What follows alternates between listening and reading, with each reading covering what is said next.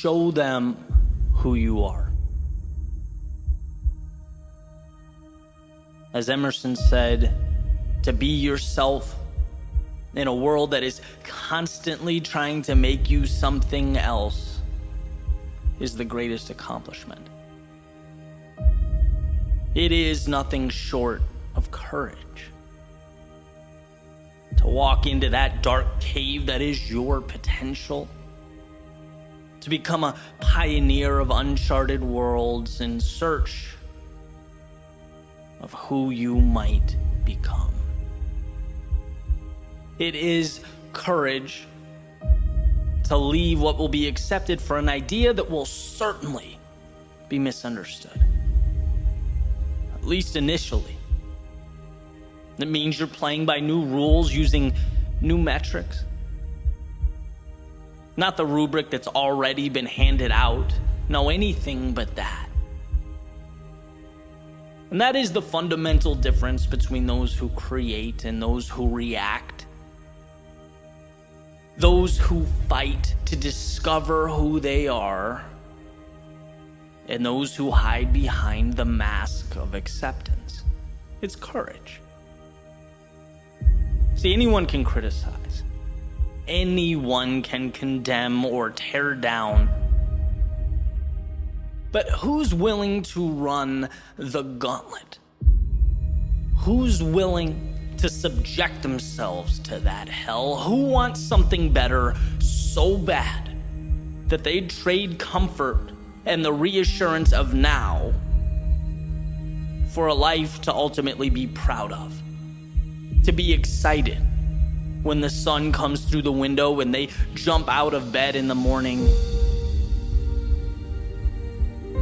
There are most definitely complexities in life, and we do our best to understand them, to navigate through them. But that question, that particular question in my mind will always be simple. Do you have the courage to show them who you are? To make that decision. Not reflect back their wishes and their reality like a mirror, but create your own. Harness it. Carry it up the mountain like a torch through the night. See, what I've come to understand is that knowing simply is not enough. Understanding is not enough. Replicating is not enough. What these things lack is you.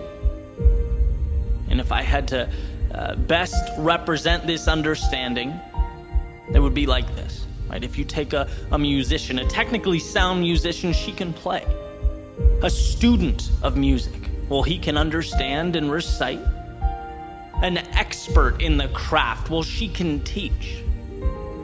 But it's only someone who injects their authentic self into these abilities that can touch the hearts of people around them, change their lives, fill minds with wonder and awe. Because when you take a step back and really see what's going on, the songs that are sung, well, they're not sung because they are the most technical or most advanced, because they followed the rules. No, we sing them because they meant something when we heard them. Their authors had the courage to move a step beyond understanding and into the vulnerability that is self-discovery. That is creation. It is a microcosm of life. And in a world where comfort is not only pushed upon us, but it's the essence of what makes us human, saying no, well, it feels like running uphill. When you blend in, you can't be questioned. When you blend in, you rarely lose. When you blend in, there is no risk. But when you blend in, there is no you. And I'm not suggesting you missed the mark or you lost the battle. I'm suggesting that every once in a while, we need to be reminded that the journey has not even begun. That down the road, you'll see those people around you. They weren't so much concerned about you as they were themselves. that everyone is scared, everyone is unsure, no one knows or has the answer. But man, to see that, to feel that and move forward anyway, to know that you're worthy of a tomorrow greater than today, that is a courage rarely understood. And Emerson gives us, with that message, everything we need. The wisdom to know there's more, and most importantly, the courage to show yourself and the world who you are.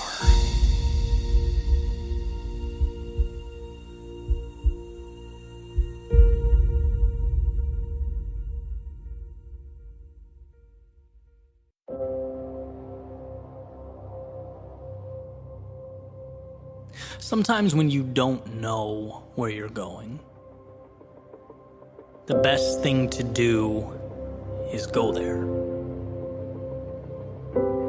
A wise man once stated that an object at rest stays at rest. And while his rationale is a little different than mine, I'm going to borrow from his premise. Right? Because when you move, even if you don't know where you're going, you put yourself on a collision course with something. You put into existence an entity to react to. Some call it destiny. Others call it fate. I call it simply initiative. Because if your journey is hypothetical, you have nothing to celebrate nor correct. A sailboat can adjust its sails once it leaves the harbor, right? It can learn from and manipulate its surroundings, make sure it arrives at a destination, right? It learns and adapts along the way. But from the harbor, it speculates. It expounds upon a path that might be straighter, might be faster, might be more thought out and tied together than the crazy sailors who took off for the horizon, but in actuality, it goes nowhere. In the real world, it is stagnant, and I could be wrong, but I'd make the argument 10 out of 10 times that the real world is where we want our results. And my proof? Well, a journey that started with insurance and evolved into music and songwriting and audio production, then video production, then creative writing, then a sweet spot that kind of combined everything. A spot that didn't make its way to my inbox with an exact address. A spot that required a lot of failure and lessons learned and disappointment, but man, more than that, so much fun. Right, my proof is sitting down right now in real time, letting my fingers create a bridge from nothing to something of value. By the way, after sitting here staring at a blank screen for hours,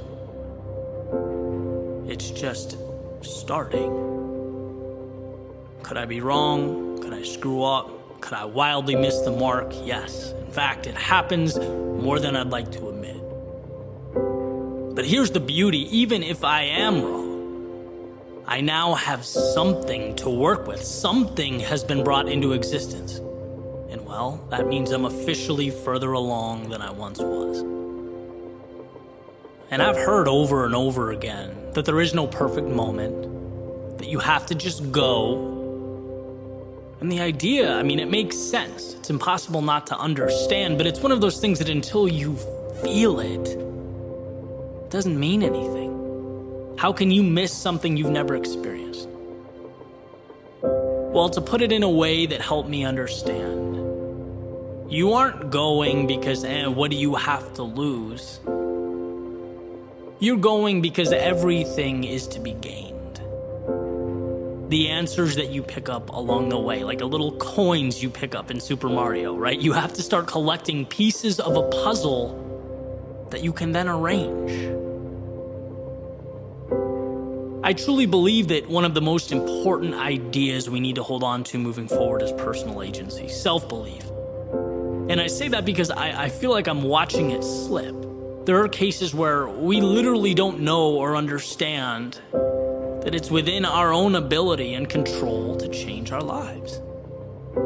No person or group or letter in the mail is going to come along and green light your idea. In fact, you might not even really know what your idea means or how it will look. And that's not only okay, it's amazing. It's the marble that you get to chisel away at to create something. See, life is not the perfect execution of a plan. Life is the courage to make your way into a world that no one really understands or knows anything about. And I'm not talking physics or biology or quantum mechanics. I'm talking about the real life that is emergent from those areas of study, right? There is no perfect formula for happiness. But it will always be true that immobility or standing still is antithetical to progress.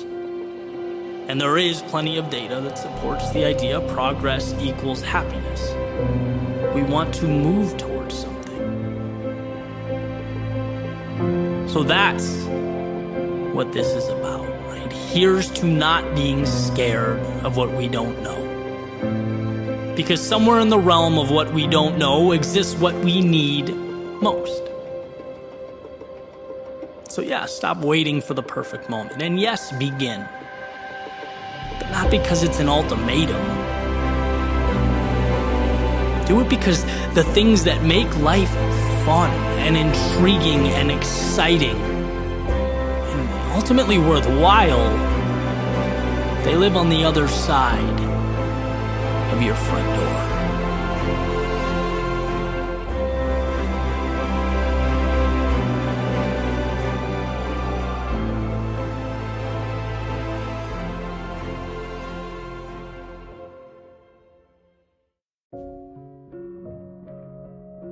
I'm going to share something that over the years I've come to know to be true. And that's that generally the answers that we look for tend to fall between the extremes.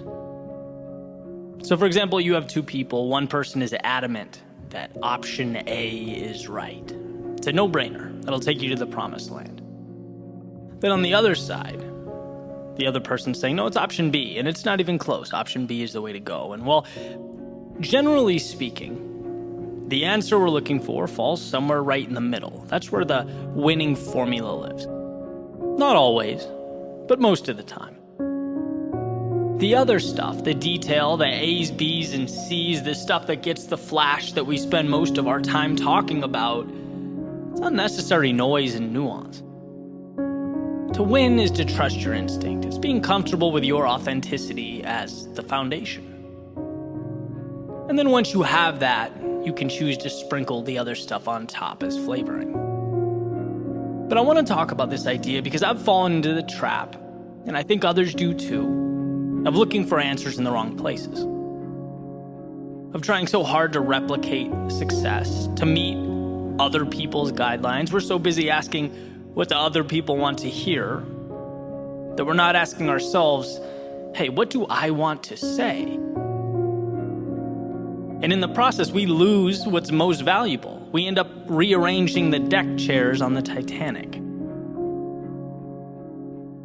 Imagine if Malcolm Gladwell only wrote about what was trending on Twitter or what was popular. It's like, no, he writes about what he's interested in. That's why he's so fun to read. His curiosity and passion always comes through. Or if J.K. Rowling spent her time researching what works, what sells books, what do I need to buy, what's been done before me, before she created Harry Potter, we probably wouldn't have it. Her brilliant imagination wouldn't have been shared with the world because, let's be real, wizards in boarding school weren't exactly on everyone's radar. There was no roadmap to that. Or I think of Jordan Peterson's lectures. Imagine if he crafted his message around YouTube or Instagram algorithms. It would lose all its power and meaning. He's authentic, he's raw, he's real. That's why we watch him. But the reality is, every day, we're told in tailor-made, strategically located advertisements that, hey, John Smith achieved success, happiness, and fame with this product or this service, and without that, you can't get what you want. Or we turn on our phones, we go on social media, and it's hearts and likes and double taps, and we're not saying what we want to say. Right? We're reverse engineering how to get that validation. For those with brands or those in the marketing space, it's always about trying to understand this mysterious algorithm or your posts will be buried. What we're being asked to do overall every day is manipulate ourselves to meet the demands of the platform or of the external criteria. And I'm not saying it's morally wrong. There's no atrocity being committed. Part of life is adapting. But what I am suggesting is there's a danger that we're not aware of. Amidst all this chaos and confusion and manipulation, we tend to lose ourselves. And when we lose ourselves, it doesn't happen all at once. It's gradual. It happens little by little, one concession at a time. We don't snap our fingers and disappear. We slowly slip away, not by what we do, by what we don't do in order to fit in. You know how everything in our solar system orbits around the sun? Well, what if you thought of that sun as who you are, right? When you're with your friends or family, when you're writing, saying, thinking what matters to you. Without social media, without brands and marketing and societal pressure, just simply who you are. That should always be the nucleus of your world, your North Star. That should be the measuring stick to whether you're on the right track, not the externalities that ask you to change your key so that it fits their lock. What if we re-engineered the way we look at things? What if we built a world where people expand upon who they are and what they care about, where we have the courage to say no to the latest trend or item or advice because it's just not who you are? What if you were that confident? And then, if we think some of those externalities will help us, then sure, sprinkle them on top. But they rotate around you. You don't rotate around them. That's the difference. To be content, you have to be the center of your own universe, living by your guidelines. So instead of looking around and trying to decide your strengths, based on what will be accepted or promoted or what's been done before, do yourself a favor. Take a deep breath, step back, and just simplify. You know what matters, and that's enough. You don't need the world to tell you that. So while the masses fight over solution A or solution B, maybe you'll understand that both of those solutions solve the wrong problem. And while the masses argue, which car goes 0 to 60 the fastest, scream about the features, debate which brand is the most reputable, hey, you'll at least know why you're driving, which is more than most of the world can say. You'll know where your car is headed before you upgrade to that sunroof and those top-of-the-line speakers.